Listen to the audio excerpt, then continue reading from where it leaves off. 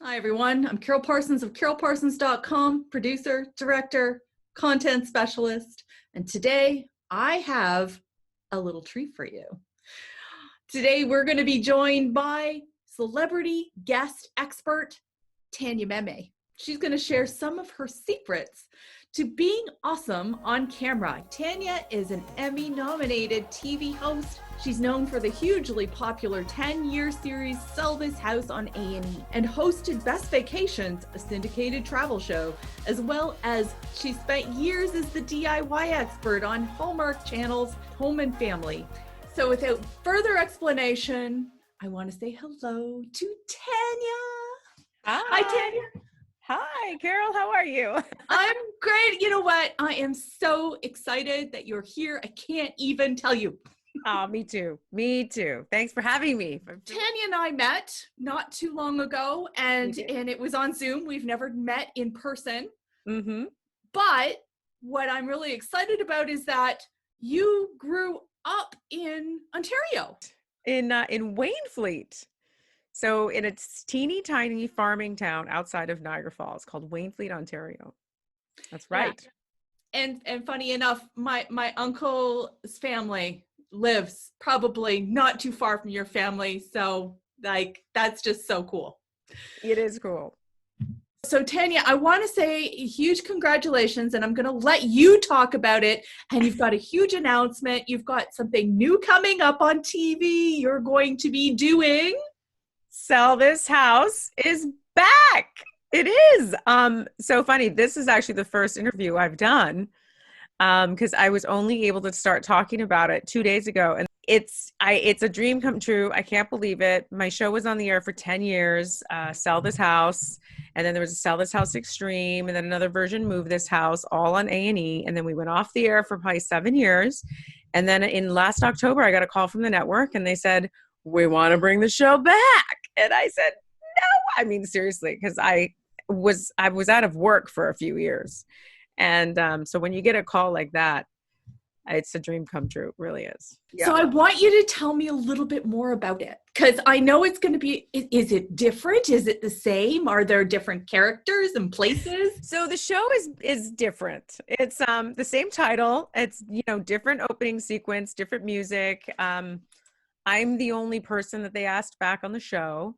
So it's a brand new production company. It's brand new everything. We have designers that are from all over the country that come in. So there's a different designer per episode. And the show is just, it's still super fun, but it's updated. It kind of has this updated Sell This House feel. We have like emojis that come across the screen. And I mean, the premiere is actually this Saturday, so I can't give away too much. Hopefully you'll watch it, but it has awesome befores and afters. And it's just really nice to have the different personalities and the different designers come on each episode, which is nice. I have to ask you, the last time we talked, were you in talks? Was that did you know a little bit?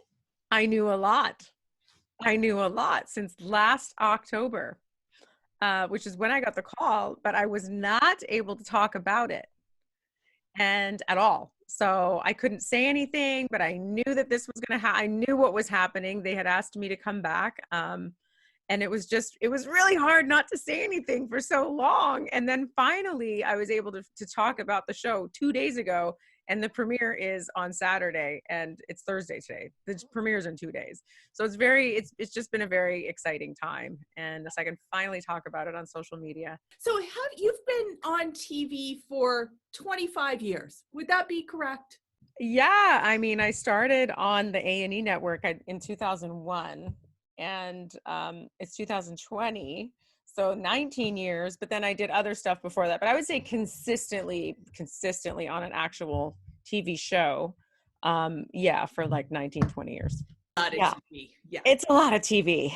And unfortunately, we didn't have social media then. So I have thousands of episodes from shows that nobody will ever see. So Tanya, since you have spent so many years as the design expert, I wanted you to speak to those people who want to do their video blogs and blogs at home for simple home set backdrops that they can just walk into and film. Well, look, I love how you have yours. Yours is just a plain black sheet. Yours is pretty cool. And so if you don't have a background that you want to show, then just put up a sheet, a color of some sort, or you can do your virtual background, but the virtual backgrounds don't really work that great. But I think really what it is just setting something up. Like, I don't have anything amazing behind me, but just something that's not distracting and that doesn't look too cluttered or doesn't look too, because people really, when they're interviewing you or when you're speaking to them, they are checking out what's in the background because it teaches them a lot about who you are. Like, oh, what does that person's house look like? What books do they read? What candles do they burn? Trust me, everyone looks at everything. So if you can set up a background that is just pretty, and it doesn't have to be fancy. It can be a few pillows on a chair. It can be, like I said, like what you have, it's just a black backdrop or a white backdrop. But just make it, my biggest thing is just make it just so that it's not distracting. I agree that when you don't have things coming out at the top of your head and you don't have, and what I noticed is some people like to put their favorite pictures with sayings behind them, but half of the saying is covered. Yeah, you can't see it. Yeah, and it goes to that distraction thing, right? Yeah. Like, you don't want distractions. That's not what you like. I like looking at you. I like yours is, I like the background you have, and I know that you're in your home, and right now we're in quarantine. In quarantine, that's right. But you know, so you're not sitting in a hotel. Except I'm realizing that my one flower is flopped down. So like I'm dying. My flower's dead. But it doesn't look like it because I don't have my glasses on. It's not dead. It's a perfectly beautiful flower. Oh, look at that. I know, right? Is it real? It's real. They're real. But for some reason it was like this. Oh, the stem broke. Anyway, maybe see, now that is something that I could have touched up before the interview. Didn't get to that part. Being a busy mom and everything, it is what it is. You got me on the background. We tried. Put it here so that you don't even see the vase. There you go. You just put something in front of whatever you don't like and you're fine. You know what? Great tip. Because listen, it's so true. But people don't look at the background. So no, they don't. It's so important. It's so important. Absolutely. And people are looking. I love that message. So now you have spent 5 years as a DIY expert on the Hallmark Channel's Home and Family. Yeah. And so how many demonstrations would you say that you have done over the years? Oh my goodness. Probably on that show alone, I've probably done over 300. Yeah. And well, Sell This House too, which I was on for 10 years. I probably have done, hundreds on that too. But being a DIY expert on a show, which I was on Home and Family, that is what I did. With Sell This House, I did a lot of hosting and I did some DIYs. And then I became a DIY expert and I loved it. I loved my job on Home and Family. I loved it. Refurbishing, upcycling, DIYing, and crafting of all kinds. Currently, I'm on a show called Home and Family on the Hallmark Channel. I go on 2 to 3 times a week and I'm a momtrepreneur/DIY lifestyle expert. I love my job, but it's really stressful. I'm always on a time crunch. I'm always under a deadline. I have to pitch my own ideas, create my own ideas, and then execute them flawlessly on national television. Like you're the demonstration queen. Well, thanks. Yeah, I'm good at explaining things, I guess. I don't know. Oh, absolutely. But it takes a little bit more than that. It's not just about explaining. There is a technique. Would you say that there's a technique involved? You mean in demonstrating a DIY? Yes. Oh, yes. It has to. So here's the thing. You have to, first of all, if you're going to go online and you're going to show somebody how to create something, you first of all have to have what you created. So you can't just show a photo and this and that. You have to show, like if I'm going to show you how to make this coffee cup, I'm going to have what we call on Home and Family, the hero piece. So you have your hero and you don't just want one, you want 3 or 4 so that it can look really pretty. Then you have to step it out, right? Because for demonstration's sake, if you ever get it when you go online, nobody wants the whole video. They're like, I want to know how to do this. I want the ingredients. I want to know how to do it. I want to do this, that. I want to see what it looks like. That's it. I don't care about your story or this or that. I mean, maybe until once they get to really know you, but it's at first really, you can gain a lot of followers by just getting to the point. So that is already having it stepped out. So you'll have step 1 and step 2 and step 3, and don't get caught up either in certain things, and admit your mistakes. On Home and Family, I always admitted when I made a mistake. I actually showed video and pictures of some of the catastrophes I had.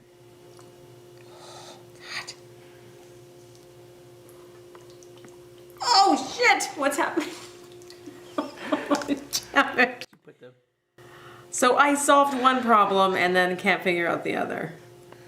And it helps people problem solve, or, you know, be able to get through the craft better and understand that, okay, this is a little hard. You got to make sure you have the right glue. And I didn't, because this is what happened, you know, and they might have the wrong glue sitting right there on their table. So yes, it is a process, but it's being very concise, very clear, and then always have written out with photos, instructions on a website or some additional information that you can give them, not just the video, because videos can be sometimes you don't have all the information in the video.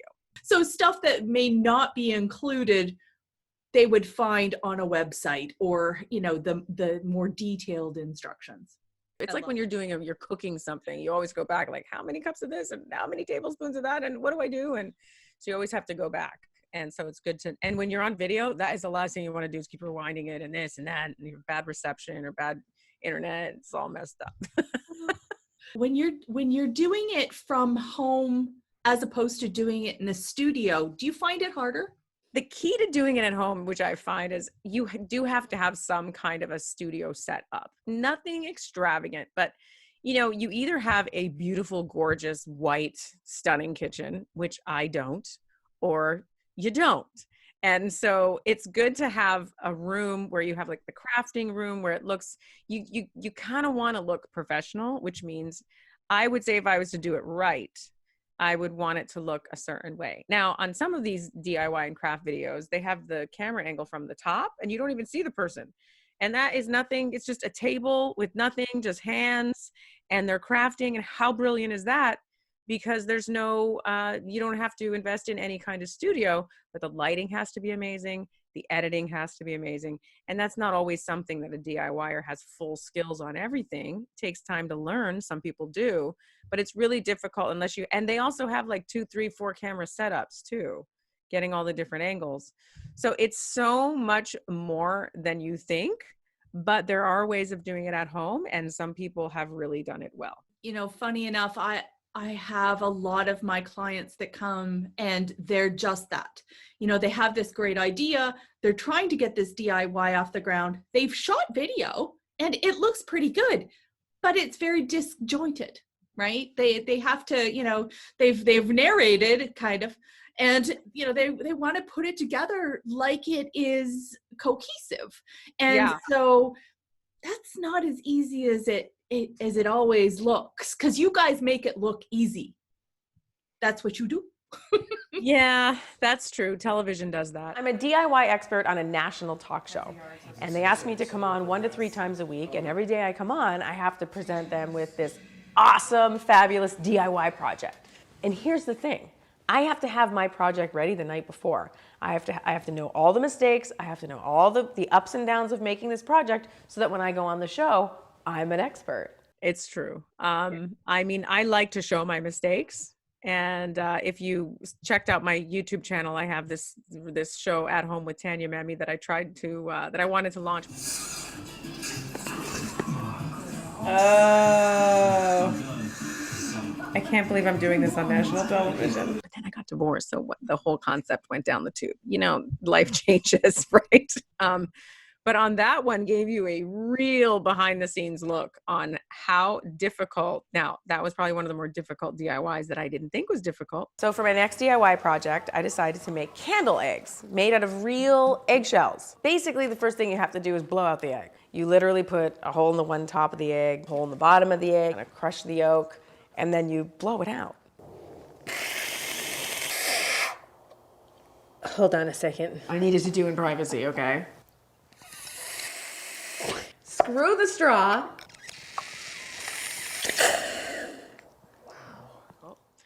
But it shows you right there the disasters and the catastrophes that happen. And then, of course, I go on camera and everything looks flawless. But it's not only that. By the time I go on camera and do it, I know how to do it. I've done it 25 times. So that's the other thing. People are like, oh, you always make it look so easy. Well, no, by the time I actually do get on camera, I've done it a million times. And so if you want to do it a million times, trust me, eventually you're going to get it right. But you know what? I love it even more because you're so honest, and quite honestly, it isn't that easy. It isn't as easy as it looks when you're doing it. But let me tell you, it always looks beautiful when you're doing it. You know, I think I'll say one last thing Yeah. about it looking easy. I think some of it has to do with your personality too, because if you screw up all the time doing DIYs, which I do a lot, I can't even sew. Like, I don't even know how to sew, and I cannot draw at all. But I have become this DIY expert because I'm really good at certain things, horrible at other things. But if you make it entertaining and fun, and so what, you show your mistakes, but then by the end, it actually looks kind of cool. It doesn't have to be perfect. Nobody has to try and fill Martha Stewart's shoes. That's not what we're trying to do anymore. And people want authenticity. They want your personality. They want you to mess up. They don't want you to mess up. But if you do, they want to see it. They want to see, how did you correct it? A part of being a really good DIY expert is learning how to correct the things that went wrong. Yeah. And did you swear while you're doing it? All the time. I just don't show that part on TV. Yeah. You'll have a Netflix special one day. Oh, totally. That would be interesting. Oh, so you had mentioned that you've also been hosting your shows, forever. So hosting is really different than doing demonstrations or even any other kind of television, because they're hosting video podcasts and video blogs. Do you have secrets to a really good interview? I think one of the main things I always tell people is to listen. So whether you have your questions written out or not, that's okay, because a lot of people do. I did and sometimes when I'm really nervous, I still do it. You can have cheat sheets, whatever, because there's ways of finessing your way through so nobody knows they're there. But the most important thing is to listen, because you cannot have a good interview if you're not really listening to what the other person is saying. Because your mind might be on, well, I want to know what that person just did yesterday morning. And she just finished saying, a dear family member passed away yesterday. And then here you are saying, yeah, so what'd you do yesterday morning? I mean, literally, I've seen it happen. And I'm giving an exaggerated example, but it's listening and being present and being very authentic. And I think genuine interest in someone else, in not just doing it because you want to be on TV and you want to be this, you want the attention. You're genuinely interested in the other person and their life. And you'll have a fantastic interview no matter who it is. Yeah. When we first met, we didn't interview. So this is strange for me. Although I've done interviews before, I speak differently in an interview. Sometimes I don't listen, but most of the times it comes in time. You just keep doing it. Yeah. Really, just keep doing it.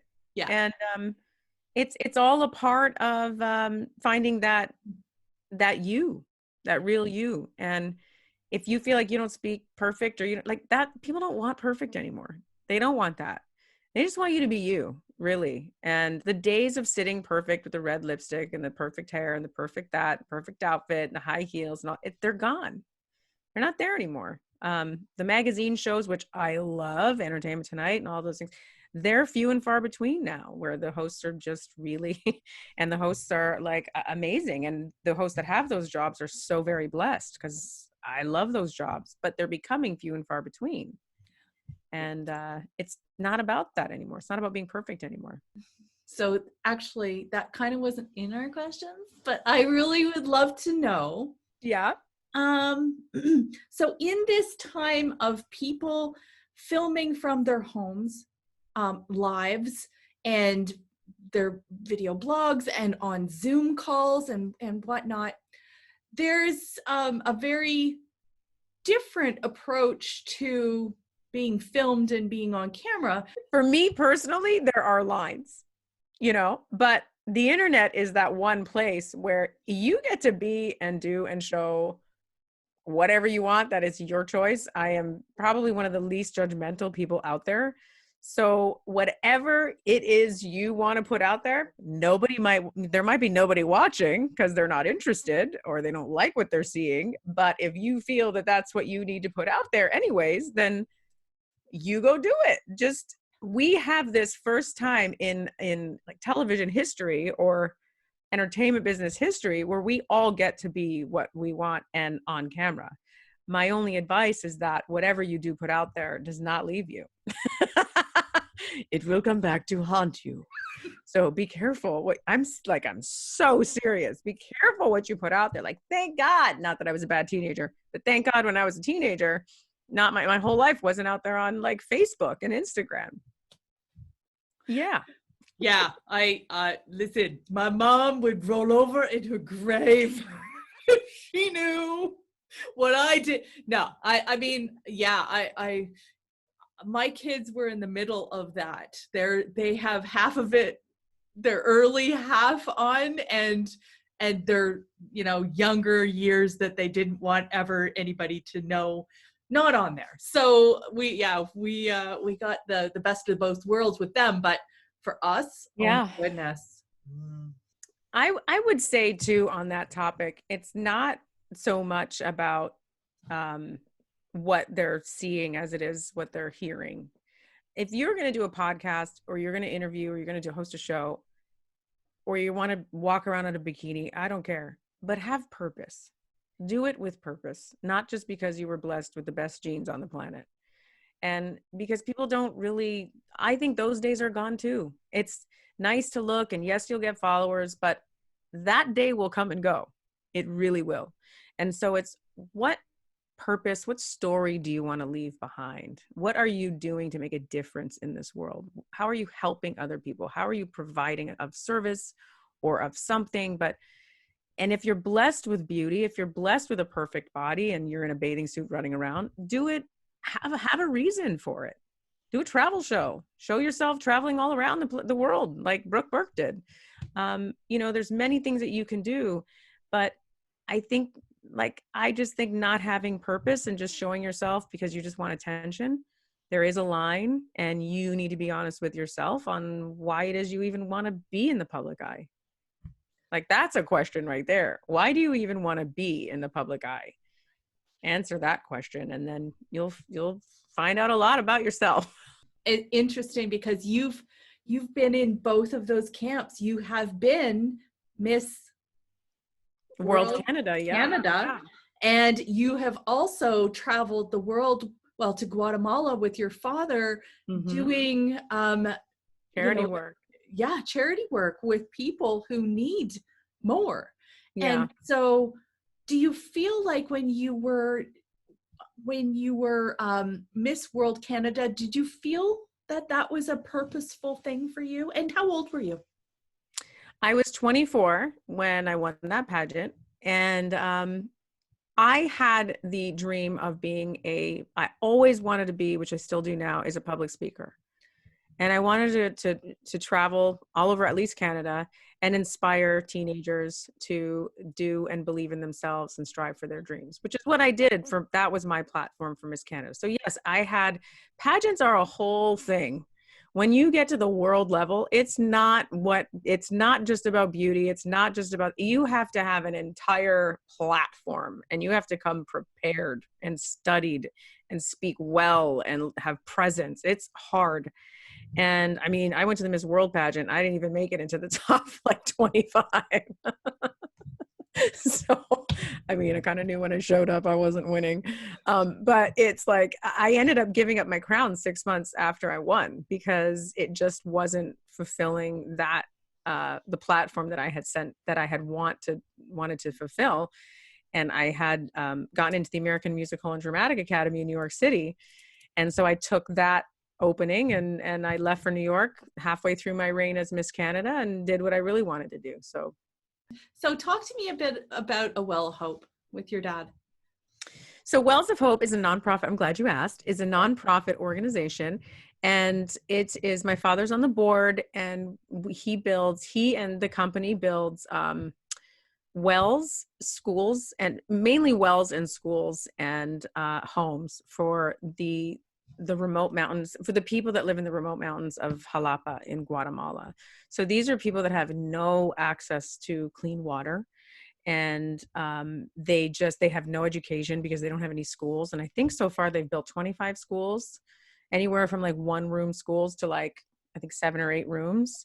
And each room I think is between $10,000 and $20,000. And I had actually paid for one woman's family. She didn't have a house. She had 4 kids, and the house cost $2,500. And we're not talking about like the houses we have here. We're talking about like the bricks are made from mud. They're all made by hand. The ground is dirt, but at least they have shelter. And yeah, so that's the work that I do with my dad. I haven't gone in the last couple of years because I just went through my own stuff in the last few years, but I'm definitely planning on going back. So, but your family's business is building, which is so interesting that you followed in a footsteps in a different way. So I left to become an actress, and my family has a home building family, a very successful home building family in Ontario, Canada, the Niagara region. It's called Mountain View Homes. And before that, we had another company called Niagara Marion Sod, where we would lay the sod for the houses. And then they saw, well, we want to start building houses. So then they started building houses. And now my brother and my cousin owns the company. And it's a thriving, they probably build between 200 and 400 houses a year. In the past, they've built hotels. So I grew up in the home design, the home building, the home everything world. It's in my blood. It's so funny. Here I go to Hollywood, and I'm tethered to the home design world, which I love. I love it. Yeah. You are home design. And it's fantastic because, it's funny. I put together that little montage with you, and, I saw you there with your electric saws and hammer, and it's like, you look at home. You look like you are comfortable with tools. It's because I kind of grew up with them. I grew up on a farm. I didn't have a lot of toys, and at the time we had the sod farm, so I was always around big tractors and trucks and dirt bikes. And I mean, I broke my collarbone on a dirt bike jumping a ditch once. I am a tomboy at heart. Like, it's just, nothing scares me. I love dirt, bugs, and animals, and anything. I just love it all. So anything nature oriented, I love it. You are my sister. Yeah, I totally hear you. That was me growing up too. I mean, I wasn't always in the country, but yeah, like anything, any climbing, any tree, any sport, any bug. I mean, I don't know if you did the setting off the caps with oh yeah. I mean, we did that with they used to sell those little firecracker things too. Yes. Bottles with it. I know. We used to do all kinds. I mean, we didn't have toys, a lot of toys. We just, nature was our playground, and thank God it was just incredible. Yeah. But you can't take the country out of me, though. That's for sure. You can't take the Canada out of me. Oh no, girl, you are so Canada. Right. We love you. Tanya, thanks so much for coming. Just was so honored to have you here. Thank you very much. I love it. I love the interview. So thank you for having me. Stay tuned this month to catch Tanya on Sell This House on A&E and FYI Network. And you're going to want to make sure you check out Dabble Network for the past 10 seasons of Sell This House, as well as Tanya's YouTube show, Life Masters, a video podcast on iTunes and YouTube. It's really awesome. You really got to check it out. Thanks so much for watching. As always, I'm Carole Parsons of CaroleParsons.com, and I'm here to make your filming fabulous, your video victorious, and your blog brilliant. If you have a fantastic idea for a new video blog and you need some help getting started, or if you're just feeling stuck, need new content, visit me at CaroleParsons.com and book a call. I'd be happy to help.